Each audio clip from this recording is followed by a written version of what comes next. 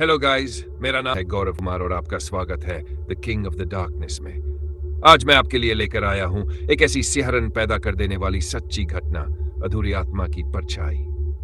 तो अगर हिम्मत है तो आइए शुरू करते हैं।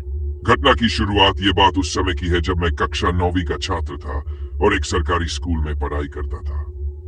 पढ़ाई में अच्छा होने की वजह से हमारी हेड मैम मुझ पर बहुत भरोसा करती थी, इसीलिए रोज सुबह सबसे पहले मुझे ही स्कूल जाकर ताले खोलने पड़ते थे।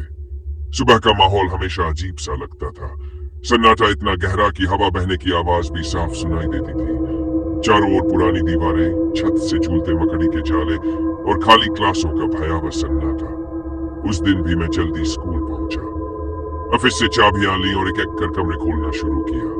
सब कुछ सामान्य था, लेकिन जैसे ही कक्षा 7वीं के दरवाजे पर पहुंचा, शरीर में सिहरन दौड़ गई। उस लड़की की कहानी वही वो कमरा था जिसके बारे में कहा जाता था कि वहां अब भी एक लड़की की आत्मा भटकती है। कई साल पहले मेरी ही गली में रहने वाली जेनिफर नाम की लड़की कक्षा 7वीं में पढ़ती थी। जेनिफर बहुत होनहार थी पर कमजोर दिल की थी। उसके पिता शराब पीते थे और घर में रोज झगड़े होते थे। स्कूल में भी कई बच्चे उसका मजाक उड़ाते थे क्योंकि वह बहुत सीधी सादी थी। धीरे धीरे वो अंदर ही अंदर टूटने लगी। कहते हैं उसे हमेशा लगता था कि कोई उसे घूर रहा है, कोई उसका पीछा कर रहा है। उसने अपनी सहेलियों से भी कहा था, क्लास के कोने में मुझे हमेशा एक परछाई दिखती है, वही मुझे घूरती रहती है। और फिर एक दिन ऐसा आया जिसने पूरे स्कूल को हिला दिया। वो अपनी क्लास के आखिरी बेंच पर बैठी थी। बाकी बच्चे टिफिन खाने बाहर गए थे, लेकिन जब सब लौटे तो दरवाजा अंदर से बंद मिला। खिड़की से झांका तो जेनिफर पंखे से लटक रही थी। उसके बाद से बच्चों ने दावा किया कि उस क्लास में अक्सर किसी लड़की की परछाई देखी जाती थी। रात को चौकीदार ने भी कमरे से आवाजें सुनी, कभी हंसी, कभी सिसकियां। धीरे धीरे पूरा स्कूल उस बात से डरने लगा। मेरी असली घटना उस दिन मैं भी उसी डर के साथ उस कमरे का ताला खोल रहा था। अंदर झांका तो अंधेरा और धूल ही धूल थी।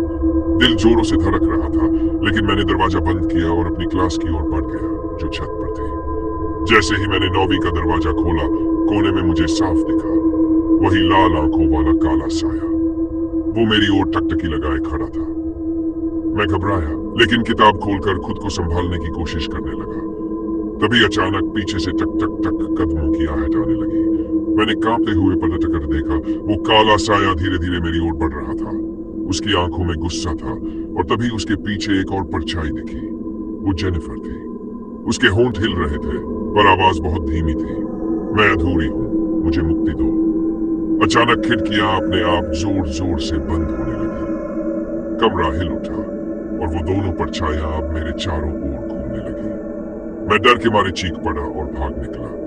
30 सीढ़ियां मैंने 4 छलांगों में पार की और सीधे हेड मैम के ऑफिस में जा पहुंचा। मेरी हालत ऐसी थी कि छुट्टी लेकर मुझे तुरंत घर जाना पड़ा। डर की परछाई आज भी, लेकिन असली मुश्किल तो रात से शुरू हुई। जैसे ही मैं सोने के लिए बत्ती बुझाकर लेटा, ठंडी हवा फैली और खिड़की पर ही लड़की जेनिफर खड़ी नजर आई। उसकी आंखें आंसुओं से भरी थी। वही शब्द उसके होंठों से बार बार निकल रहे थे, मुझे मुक्ति दो। मैं जम तभी पीछे से वही काला साया भी खड़ा हो गया। उसकी गहरी आवाज मेरे कानों में गूंजी, वो कभी नहीं जाएगी, ये जगह उसकी है और अब तुम्हारी भी।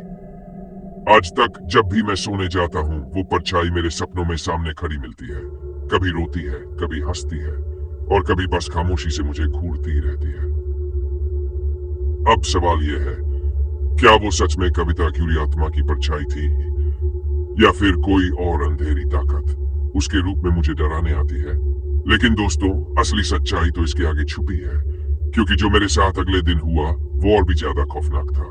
अगर आप चाहते हैं कि मैं इस कहानी का पार्ट 2 लेकर आऊं तो नीचे कमेंट करके जरूर बताइए, क्योंकि असली डर